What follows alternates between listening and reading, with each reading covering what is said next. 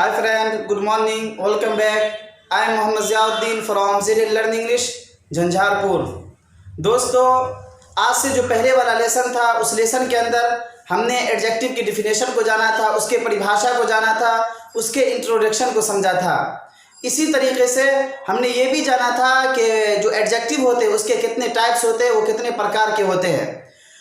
तो मैंने ये बतलाया था कि एडजेक्टिव जो होते हैं वो 10 टाइप्स के होते हैं, 10 प्रकार के होते हैं। उनमें से 5 को हम कल कवर कर चुके हैं, यानी कि इससे पहले वाला जो लेसन था, आज से पहले वाला लेसन, उसमें हम इस 5 को कवर कर चुके हैं, यानी कि adjective of quality, demonstrative adjective, possessive adjective, interrogative adjective और इसी तरीके से प्रोपर एडजेक्टिव। इस 5 के बारे में हम डिटेल में पढ़ चुके हैं। बट आज का जो लेसन है, आज के लेसन में हम एडजेक्टिव के जो 10 प्रकार होते हैं, तो उनमें से जो 5 प्रकार बाकी है, यानी 5 टाइप्स जो बाकी है, उसके बारे में आज हम डिस्कस करेंगे। वो क्या है?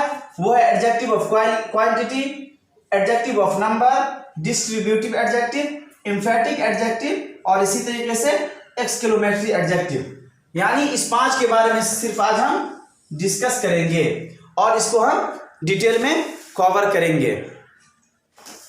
तो देखिए, पहले नंबर पे है एडजेक्टिव ऑफ क्वांटिटी। क्या है? एडजेक्टिव ऑफ क्वांटिटी, जिसको हम हिंदी में कहते हैं परिमाणवाचक विशेषण। क्या कहते हैं? परिमाणवाचक विशेषण।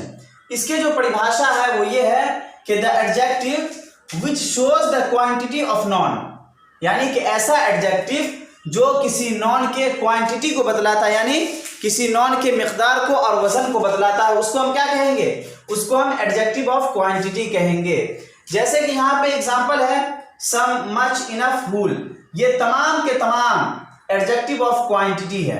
ठीक है, यहाँ पे देखिए example, he has enough oil. He has enough oil यानी कि उसके पास काफी तेल है। तो यहाँ पे इनफ जो यूज हुआ है ये as an adjective of quantity use हुआ है, इसलिए कि ये इनफ जो है ये ऑयल के मिकदार को बतला रहा है, इसके वजन को बतला रहा है कि किसी भी इंसान के पास जो तेल है वो क्या है? वो काफी है, यानी कि बहुत ज्यादा है। और ये कहाँ यूज होता है? तो हमेशा ये बात याद रखिएगा, यानी एडजेक्टिव ऑफ क्वांटिटी के बारे में, कि एडजेक्टिव ऑफ क्वांटिटी हमेशा अनकाउंटेबल नॉन के साथ यूज होता है। किसके साथ? अनकाउंटेबल नॉन के साथ। ठीक है, अनकाउंटेबल नॉन किसको कहते हैं वो बतला चुके हैं। अनकाउंटेबल नॉन कहते हैं ऐसे नॉन को जिसको ना हम गिन सकते हैं और न ही शुमार कर सकते हैं, काउंटिंग कर सकते हैं, उसको क्या कहेंगे हम? Uncountable noun. तो यहाँ पे देखिए आयल जो है क्या है? इसको हम गिन सकते हैं? नहीं गिन सकते। इसको वजन कर सकते हैं, समझे, या इसके मिकदार को जान सकते हैं, तो यहाँ पे अनकाउंटेबल नॉन के तौर पे आयल है। इसी वजह से ये एडजेक्टिव ऑफ क्वांटिटी के तौर पे इसके अंदर जो एनफ यूज हुआ है वो एडजेक्टिव ऑफ क्वांटिटी है। अब दूसरे नंबर पे आइए, एडजेक्टिव ऑफ नंबर। क्या है? Adjective of number. Adjective of number किसको कहते हैं?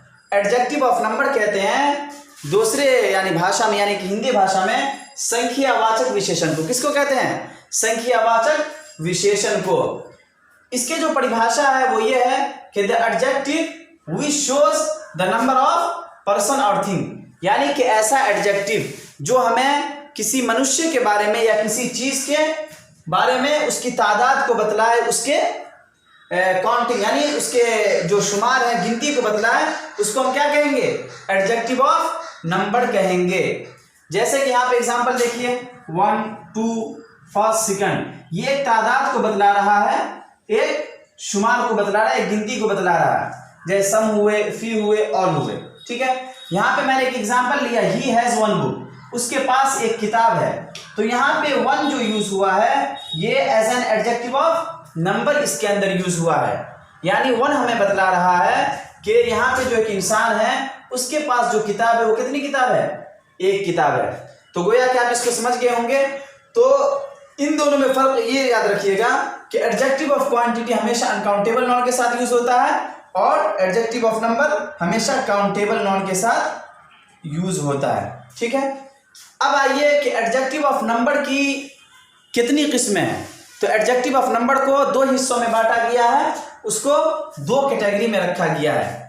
पहले को हम कहते हैं डेफिनेट और दूसरे को इनडेफिनिट।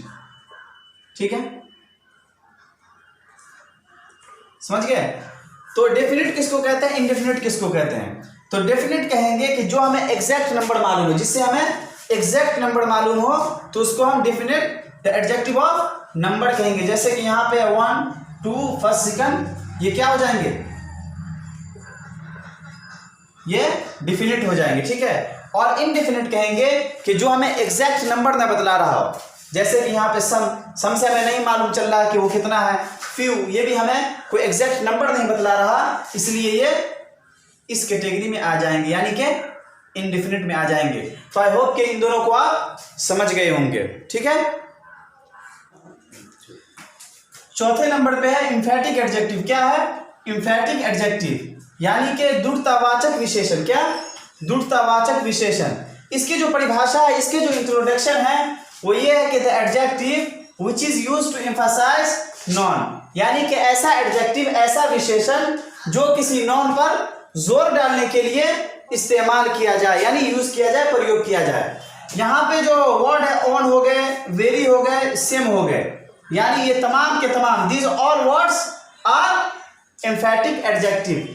यहाँ पे एग्जांपल है I have my own car. तो यहाँ पे जो ऑन यूज हुआ इस सेंटेंस के अंदर, इस वाक्य के अंदर, ये एज एन एम्फैटिक एडजेक्टिव के तौर पे यूज हुआ है। देखिए कैसे कि यहाँ पे ऑन हुए, ठीक, इसके माने हुए अपना, तो इसके मीनिंग हुए आई हैव माय ओन कार, यानी कि मेरे पास अपना एक कार है, यानी मैं अपना एक कार रखता हूं, यानी कि मेरे पास एक कार है। तो इसके जो परिभाषा था, उसके जो इंट्रोडक्शन थे वो ये थे कि ऐसा एडजेक्टिव जो किसी नॉन पर जोर डालने के लिए किया जाए। ठीक है, तो यहाँ पे जोर कैसे हो रहा है कि कार के बारे में बतलाया जा रहा है कि ये कार जो है ये मेरा ही है। तो यहाँ पे ये बात वाज़ेह हो गई, ये बात समझ में आ गई कि यहाँ पे जो ऑन का यूज हुआ या इसी तरीके से सेम का यूज होगा, वेरी का यूज होगा, वो कैसे यूज होगा, एज एन एम्फैटिक एडजेक्टिव के तौर पे यूज होगा। इसी तरीके से देखिए 5वें नंबर पे हो गए एक्सक्लेमेटरी एडजेक्टिव। क्या है एक्सक्लेमेटरी एडजेक्टिव? इसको हम हिंदी में कहते हैं विस्मयादि बोधक विशेषण। क्या कहते हैं? विस्मयादि बोधक विशेषण। इसके जो परिभाषा है, इसके जो इंट्रोडक्शन है वो ये है, what is called exclamatory adjective when it is used as an adjective, यानी कि what